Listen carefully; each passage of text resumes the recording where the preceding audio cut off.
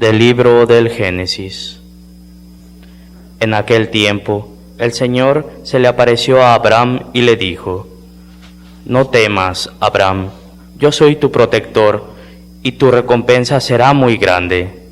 Abraham le respondió: Señor, Señor mío, ¿qué me vas a poder dar, puesto que voy a morir sin hijos? Ya que no me has dado descendientes, un criado de mi casa será mi heredero. Pero el Señor le dijo: ese no será tu heredero, sino uno que saldrá de tus entrañas. Y haciéndolo salir de la casa, le dijo: Mira el cielo y cuenta las estrellas si puedes. Luego añadió: Así será tu descendencia. Abraham creyó lo que el Señor le decía, y por esa fe el Señor lo tuvo por justo. Poco tiempo después, el Señor tuvo compasión de Sara, como lo había dicho, y le cumplió lo que había prometido. Ella concibió y le dio a Abraham un hijo en su vejez, en el tiempo que Dios había predicho. Abraham le puso por nombre Isaac, el hijo que le había nacido de Sara. Palabra de Dios.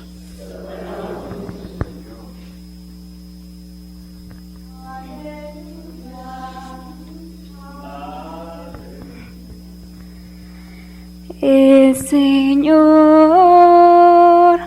nunca olvida sus promesas. El Señor nunca olvida sus promesas. Aclamen al Señor y denle gracias.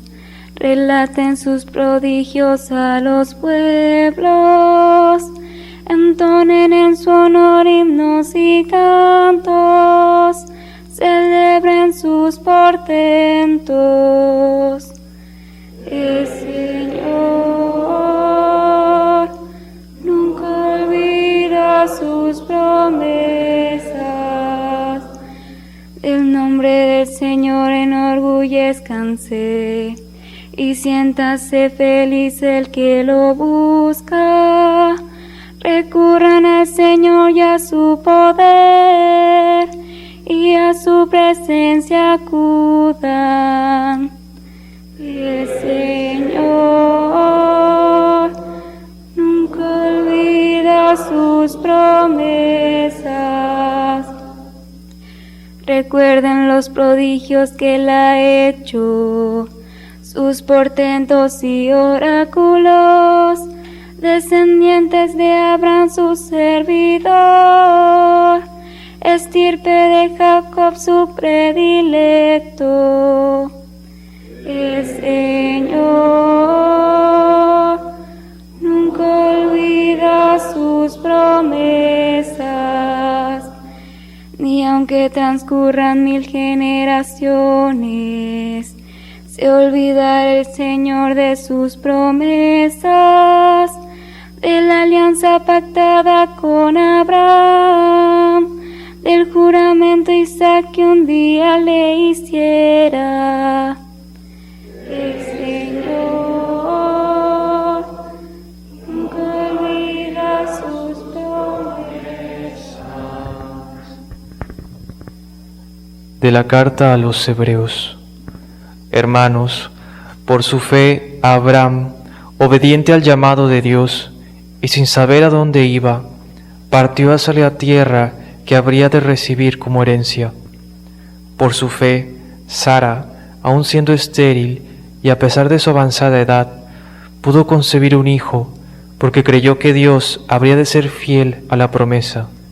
Y así, de un solo hombre, ya anciano, nació una descendencia, numerosa como las estrellas del cielo e incontable como las arenas del mar.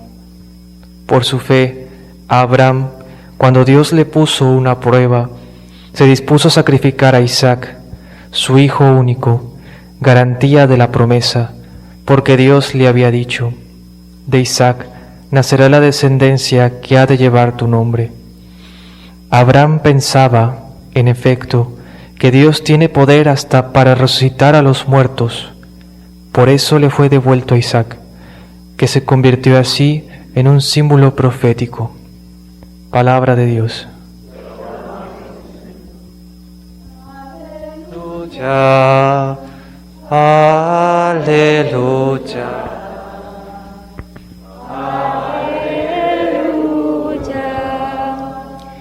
En distintas ocasiones y de muchas maneras habló Dios en el pasado a nuestros padres, por boca de los profetas. Ahora, en estos tiempos que son los últimos, nos ha hablado por medio de su Hijo. Aleluya, aleluya, aleluya. El Señor esté con ustedes. Del Santo Evangelio según San Lucas.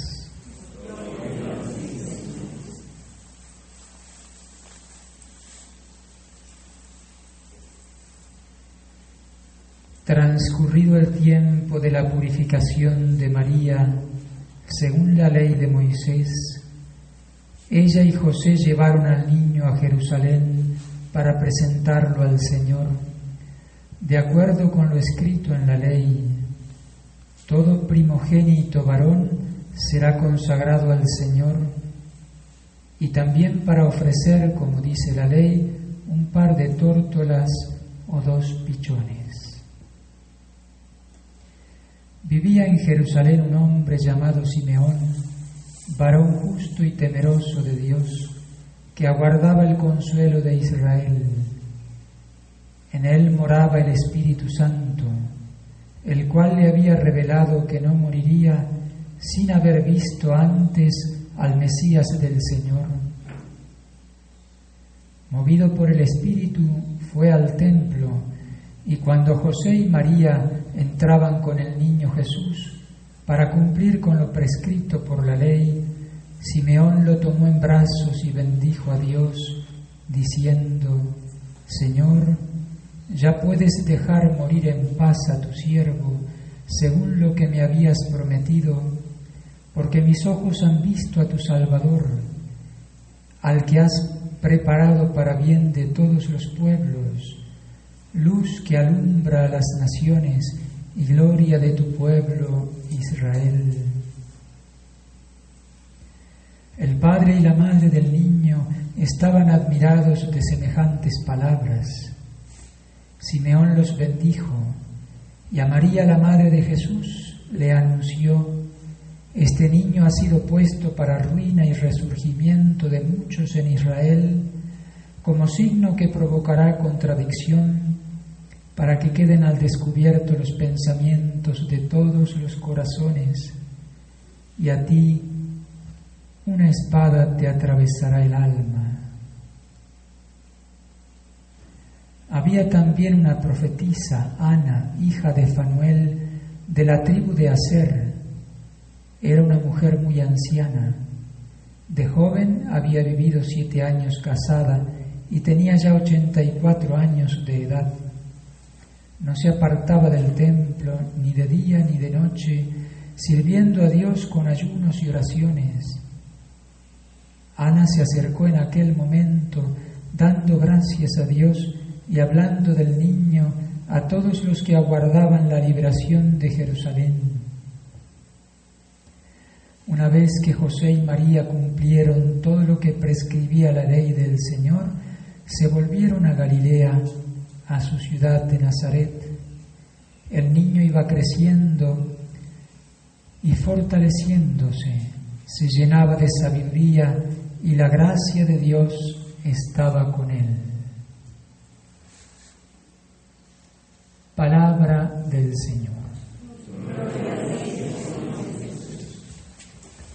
En el nombre del Padre, y del Hijo, y del Espíritu Santo. Amén. Las grandes fiestas, las grandes solemnidades, como la que estamos viviendo, la Navidad, se prolongan, en particular durante la octava. Bien podemos decir que es Navidad desde el 24 al 31, o desde el 25 al 1 de enero. estamos dentro de la octava de Navidad y hay celebraciones muy hermosas dentro de la octava de Navidad, como esta. El domingo, dentro de la octava de Navidad, la Iglesia quiere que se vuelvan nuestros ojos a la Sagrada Familia de Nazaret. En Navidad especialmente miramos al niño. Al final de la octava, 1 de enero, miramos especialmente a la Virgen, a la Madre de Dios. Y hoy, dentro de la octava, domingo, la Sagrada Familia de Jesús, María y José. La fiesta de hoy es como una exaltación, la Iglesia quiere que sea una exaltación de la familia humana. El Evangelio que la Iglesia pone para nuestra consideración, meditación, es la presentación del niño Jesús en el templo.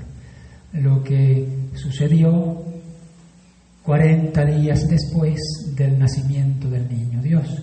Como lo prescribía la ley, allí debían los padres ir al templo de Jerusalén para presentar al niño, pagar la ofrenda, presentar la ofrenda a Dios. Un rito muy hermoso, ahí lo describe San Lucas. Va la Virgen, va San José llevando al niño, la ofrenda de los pobres, un par de pichones de paloma, ofrendas en sacrificio para el Dios, de alguna manera rescatar al niño, porque los primogénitos eran particularmente pertenencia de Dios. A partir de aquel rito del Antiguo Testamento, del Éxodo, donde Dios castigó al pueblo egipcio con la muerte de los primogénitos. Tus primogénitos, le dice al pueblo de Israel, serán míos. Me lo debes presentar. No para el sacrificio, sino como ofrenda a Dios. Pero sí había un sacrificio que era el sacrificio de esos animales y como rescate del primogénito. Todo ello tiene que ver con el misterio de Jesucristo que vino para entregar su vida en rescate por toda la humanidad. Voluntariamente se dirige a la muerte por nuestra salvación. Todos los ritos del Antiguo Testamento, que son sacrificios dolorosos, son preparación, profecía, signo de aquel gran sacrificio que tiene valor universal de la sangre derramada por Cristo en la cruz. Simeón, el anciano, le anuncia, ¿no? Este niño será puesto para ruina de muchos. Todas las cosas van a quedar en evidencia, la maldad de algunos quedaron en evidencia frente al misterio de Cristo y para exaltación de muchos otros. Y a ti una espada te atravesará el corazón, le anuncia Simeón. La Virgen habrá meditado mucho aquellas palabras. Simeón proféticamente ya le anunció el sacrificio. Lo venían a presentar al templo, muy contentos. Simeón hizo referencia al sacrificio de Cristo, de aquel niño inocente, y la participación de la Virgen al pie de la cruz, donde su alma quedó traspasada por una espada. Aquella espada que atravesó el corazón de Cristo no hizo sufrir a Cristo, Cristo ya estaba muerto, pero sí traspasó el corazón místicamente y hasta físicamente el corazón de la Virgen. Una espada te atravesará el corazón. Allí aparece la Sagrada Familia en este misterio de la presentación, como un texto breve de lo que vivió la Sagrada Familia. Hay pocas cosas relatadas en la Sagrada Escritura, vivencias de la Sagrada Familia, especialmente momentos dolorosos como la huida a Egipto.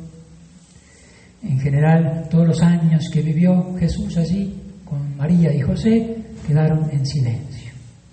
Dios quiso que nuestro Señor, que la Virgen, San José, vivieran especialmente allí en Nazaret, una vida oculta, silenciosa, en pobreza, en oración, mucho amor.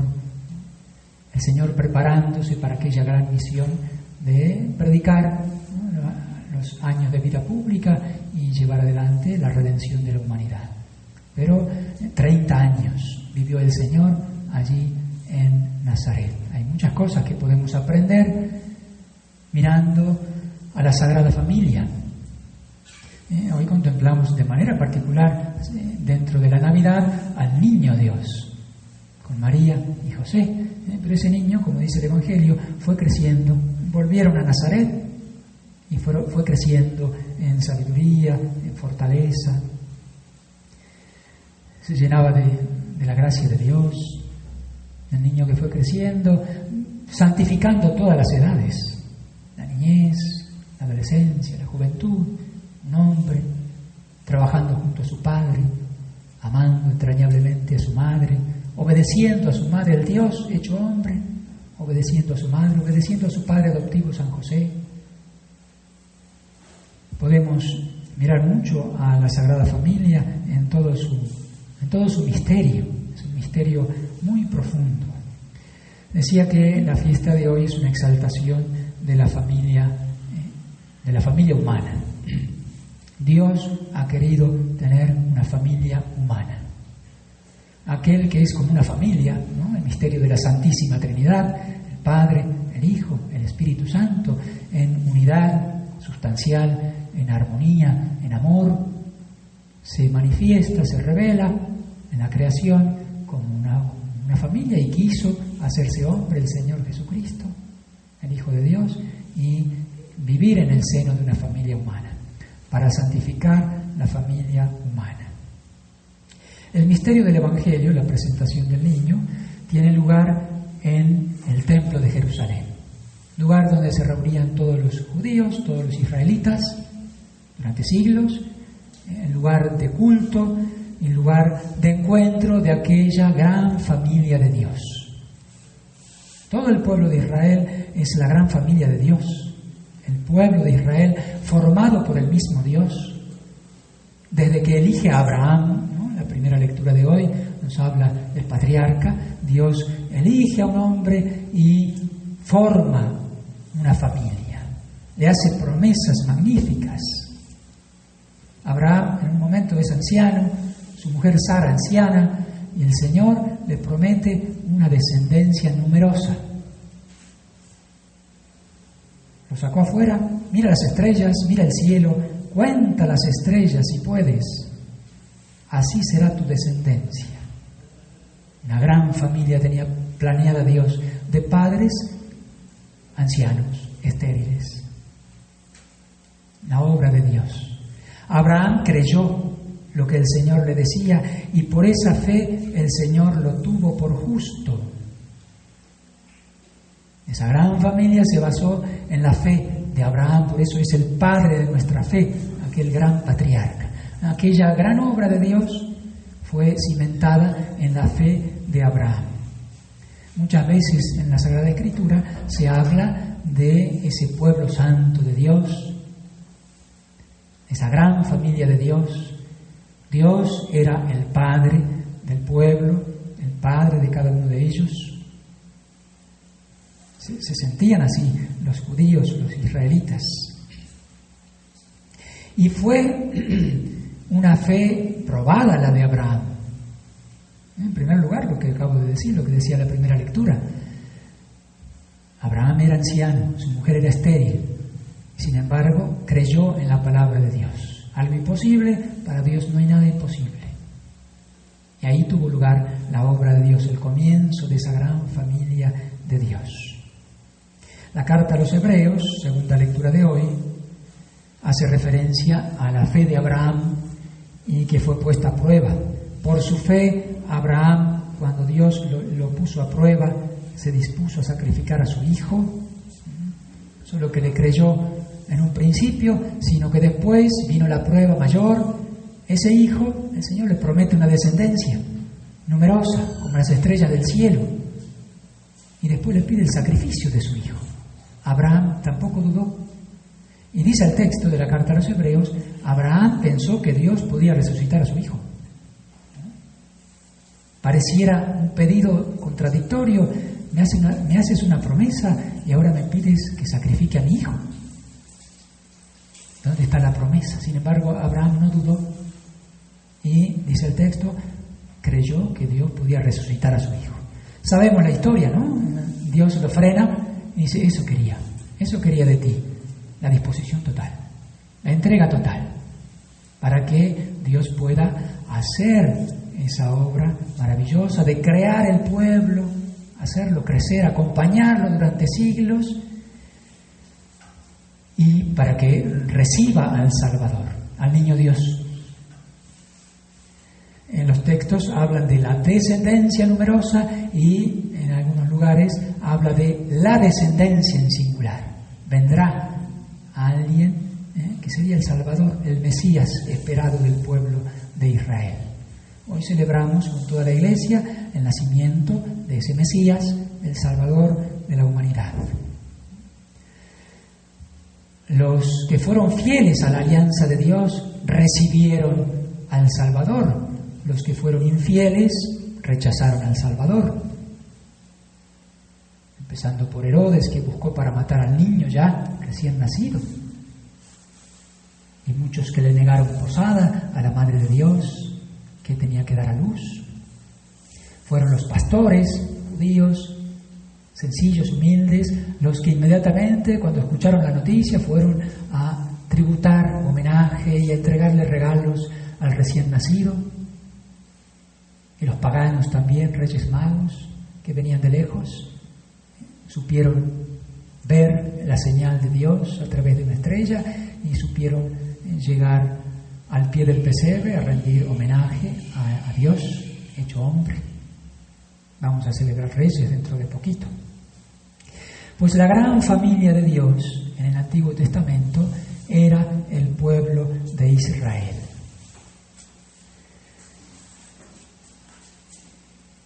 El templo de Israel era imagen ¿de qué? De Cristo. El nuevo templo, el nuevo lugar de culto es la persona misma de Cristo. Jesús mismo dice, hace referencia al templo, destruyan este templo y yo lo voy a volver a reconstruir. Hablaba del templo de su cuerpo. El lugar, el centro del nuevo pueblo de Israel, del nuevo pueblo de Dios, de la gran familia de Dios que es la Iglesia, es Jesucristo. Él nos reúne en su persona. En la antigüedad iban al templo de Israel, al templo de Jerusalén, a rendir culto. Nuestro culto en espíritu y en verdad, si bien tiene lugar en templos construidos por hombres, pero especialmente es una adoración en espíritu y en verdad en la persona de Cristo. En Cristo se cumplen todas las promesas del Antiguo Testamento, todas las promesas de Dios, y se forma el nuevo pueblo, la gran familia de Dios, que es la Iglesia, como continuación del pueblo de Israel. El verdadero Israel somos nosotros, dice San Pablo, que viene del pueblo israelita y se convierte a la Iglesia Católica. En la continuación del pueblo judío, que abre las puertas a los pueblos paganos. Se hace el pueblo, la familia se agranda. Se incorporan todos los paganos que entran a la fe verdadera de Abraham. La Iglesia universal, que tiene sus comienzos en el Antiguo Testamento y su culminación en el cielo. Esa es la gran familia de Dios, donde hay un Padre que es Dios, que nos ve a todos como hermanos y nos ama a todos y a cada uno en particular. Debemos tener conciencia de esa filiación, de esa paternidad divina y de que somos hermanos. Sufre un padre cuando ve dividido a sus hijos. Así sufre el corazón de Dios, el corazón de la Virgen, cuando sus hijos están divididos del mundo entero. Somos hermanos en Jesucristo. Él nos ha hermanado, Él nos ha unido a su cuerpo. Somos hijos en el Hijo. Uno solo, formando un solo cuerpo, dice San Pablo. Y Dios mira a su Hijo con una mirada así de complacencia. En Él nos mira a todos nosotros. Y tenemos una Madre que es la Santísima Virgen. Pienso que parte de esa espada que atravesó el corazón de la Virgen, que profetiza el anciano Simeón, es la división de sus hijos, los pecados de los cristianos de manera particular, de todas las personas del mundo, pero especialmente de los cristianos. La división entre los hermanos hace sufrir el corazón de la madre. La gran familia entonces de Dios es la Iglesia. Formamos parte de la familia de Dios. Pero a la vez el Señor quiso tener una familia particular, un padre adoptivo, pero padre, y una madre, y vivir durante muchos años en una familia humana. San Pablo relaciona estas dos cosas, la gran familia de Dios, la Iglesia, con la comunidad de una familia. En la carta a los Efesios, en el capítulo 5, habla del esposo, de la esposa, de la familia, de los hijos, y hace referencia a la Iglesia. Dice, el matrimonio es un gran misterio, pero yo lo refiero a Cristo y a la Iglesia. Y entonces, cuando habla del esposo en una familia, hace referencia a Cristo. Cristo ama a la Iglesia y dio la vida por la Iglesia. Así debe ser el esposo con su esposa, amarla hasta dar la vida. Y cuando habla de la esposa, hace referencia a la Iglesia, que le es fiel, que ama a su esposo. Texto muy hermoso, Efesios capítulo 5, pueden leerlo. Gran misterio es este, y yo lo refiero a Cristo y a la Iglesia. Cuando habla de los deberes del esposo, de los deberes de la esposa, de los hijos. Hijos, respeten a sus padres, obedezcan a sus padres. Padres, no exasperen a sus hijos, también dice San Pablo. Hay deberes mutuos allí. Tienen que educarlos, no solo para este mundo, sino para la vida eterna. Esa familia tiene que culminar en el cielo. Hay una expresión muy hermosa, muy antigua, de San Juan Crisóstomo, que habla de la familia como iglesia doméstica. La gran familia de la iglesia, la pequeña iglesia, la iglesia doméstica es la familia. Tristemente, muchas familias no viven esa realidad, ese misterio que dice San Pablo. Viven como si no existiera el pecado, como si no existiera el desorden en el corazón humano. El pecado original no solo daña a la persona, sino que daña la relación de las personas, y especialmente esa comunidad sagrada, querida por Dios, que es la familia. Sin la gracia de Dios, sin el sacramento, empezando por ahí, no está la bendición de Dios para sanar el corazón humano, para sobrellevarse mutuamente, crecer juntos, cumplir con esa vocación, ya no sean dos, sino una sola carne, un solo espíritu, y que sean fecundos en sus hijos y que puedan conducir a sus hijos a la gran familia del cielo. Es una gran misión la familia, la iglesia doméstica. El modelo es la Sagrada Familia, por algo el Señor quiso vivir en una familia sencilla, allí en Belén, en Nazaret. El gran modelo, la oración colecta, si prestaron atención, la oración del comienzo de la misa, le pide al Señor, Señor Dios, que te dignaste dejarnos el más perfecto ejemplo en la sagrada familia de tu Hijo, concédenos benignamente, imitando sus virtudes domésticas y los lazos de caridad que la unió, podamos gozar de la eterna recompensa en la alegría de tu casa. Ejemplos. Miren los padres, los esposos, los hijos, miren a la Sagrada Familia de Nazaret. Ahí hay mucho que aprender para corregir los errores, para cumplir con la vocación que tienen dentro del seno familiar. En primer lugar, es una comunidad de fe. Si no hay fe, pues todo se viene abajo. Volviendo a lo anterior, ya Dios quiso fundar aquella familia del Antiguo Testamento, del pueblo de Israel, en la fe de Abraham, poniendo todo en Dios, fundando esa casa sobre la roca. que es la fe, que es Cristo. Cuando el Señor funda la iglesia, esa gran familia, lo quiere hacer en la roca de Pedro. Tú eres Pedro, sobre esta piedra, ¿no?, voy a edificar mi iglesia y no va a ser destruida nunca. Entonces la fe es muy importante, cultivar la fe en el seno familiar. La fe no es solo de palabra, ¿no? Los padres tienen que transmitir la fe a sus hijos, vivirla y transmitirla, sino que especialmente vivirla, no solo de palabras, sino de obras. Y los niños deben crecer en ese ambiente de fe. A veces no lo hacemos o no hemos recibido eso de nuestros padres. Hay realidades muy tristes, pero bueno, la verdad siempre brilla, hacia ella tenemos que tender. Aceptar lo que hemos vivido, lo que hemos recibido, tomar lo bueno, dejar lo malo y tratar de encaminarnos hacia lo que Dios quiere de nosotros. En la Sagrada Familia de Nazaret, de Jesús, María y José, fue una comunidad de fe. Cómo fue puesto a prueba el mismo San José, la Santísima Virgen, cuántas dificultades tuvieron que superar, poniendo toda su confianza en Dios. Persecuciones de Herodes, que quería matar al niño, la huida a Egipto, ahí prevalecía la fe. Comunidad de fe tiene que ser la familia.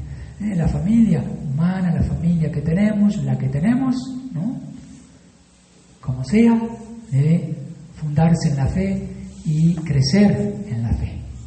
Eso significa que hay que orar también, ¿no? La fe es un don de Dios, hay que pedírselo a Dios. La gracia de Dios puede sanar todas las heridas, puede enderezar los caminos. La fe nos ubica en la realidad de las cosas y nos hace mirar hacia el cielo, hacia lo que Dios quiere de nosotros. Y comunidad de amor. La oración colecta dice los lazos de caridad que unió a la Sagrada Familia. Debe reinar el amor. Tristemente en muchas familias reina el mundo, la división, tantas cosas malas. Pues comunidad de fe y comunidad de amor. Debemos empezar a amar más a mi esposo, a mi esposa, a mis hijos, a mis padres. Tengo que amar. El amor significa el sacrificio, el amor significa darse, entregarse, buscar el bien del otro, no solo el bien personal. A veces uno ve, como sacerdote, ve familias que son islas, viven juntos, pero son islas, egoísmos, cada uno buscando su bien o reclamando al prójimo. El amor es dar, no reclamar. Empiecen, den ese paso para mejorar la situación que se vive, ¿no? Y si tenemos una familia bien constituida, bendito sea Dios. Si no la tenemos, pues paciencia. Somos miembros de la gran familia de Dios, que es la Iglesia, y Dios tiene una misión particular para cada uno, y podemos hacer un bien enorme. Pero el que tiene esa familia bien constituida, bajo el sacramento, luchando, superando dificultades, pues que la conserve, que la haga crecer. Hay que cumplir con esa misión que Dios les confía. En la comunidad de amor de una familia hay tres amores en una familia, tres amores hermosos. Está el amor conyugal, ¿no?, el amor paternal o maternal hacia los hijos y el amor filial. Tres amores que tienen que cultivarse. Son cosas distintas y a la vez se unen en el amor de Dios. El amor conyugal, el amor paternal, maternal y el amor filial. Por encima de todas las cosas. Y el amor unifica y perfecciona todas las virtudes. En una familia es una comunidad donde se pueden practicar todas las virtudes. Todas las virtudes que existen, unificadas en el amor. Debemos defender la familia. Hoy hay una gran confusión, la familia se está destruyendo, se nos enseñan muchas cosas falsas. Dios ha querido santificar con su presencia y con el sacramento el misterio ese grande de la familia humana. Hay que defenderla, y no solamente los católicos, no solamente la Iglesia, el magisterio debe defender la familia, sino lo deberían hacer las autoridades civiles, porque la sociedad se funda en la familia. La célula básica de una sociedad es la familia. Aunque sea ateo el gobernante, si observa la realidad sin torceduras en su interior, sin ideología, debe observar que el bien de una sociedad está en la familia.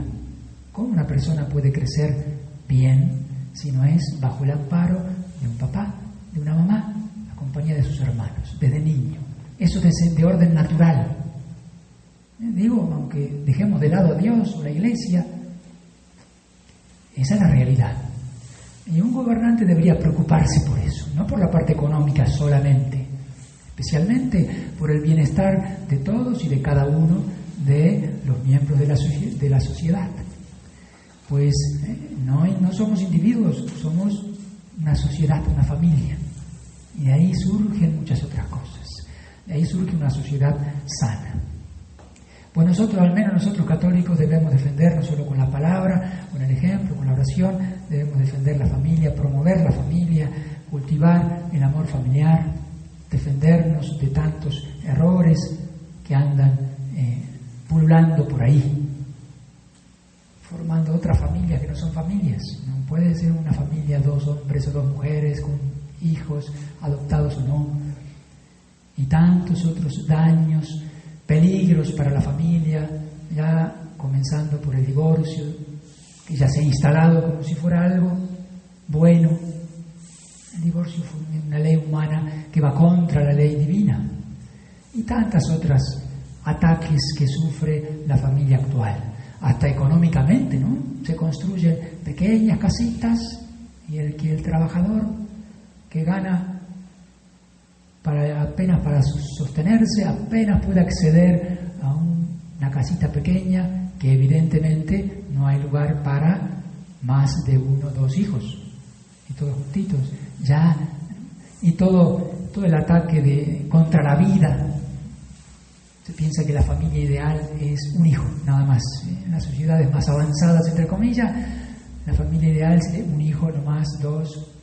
Después empiezan a molestar los hijos. Y se nos meten en la cabeza cosas que están mal. Los que se casan, algunos no se casan, pero algunos se casan, y pues vamos a disfrutar. Después vamos a esperar años para tener hijos. Después vendrán los hijos. Rechazan los hijos, después cuando quieren no vienen. El hijo es un don de Dios, no es un capricho de los... ¿no? Además, la comunidad familiar está abierta siempre a la vida, a recibir el don. No es una carga, es un inmenso regalo de Dios, una bendición para la familia, un hijo. Claro que exige sus esfuerzos, porque hay que hacer crecer a esos hijos en todo sentido. Es una empresa grande, pero la gracia de Dios está siempre asistiendo. El hedonismo, ¿no? La vida fácil que se presenta, hace rechazar esos grandes compromisos. Pues hay que pedirle mucho a Dios por la sociedad actual, por las familias, por nuestras familias en particular, y mirar mucho a Jesús, a María y a José, y confiar en Dios, pedir la gracia. Vamos a ofrecer la Santa Misa especialmente por esas intenciones.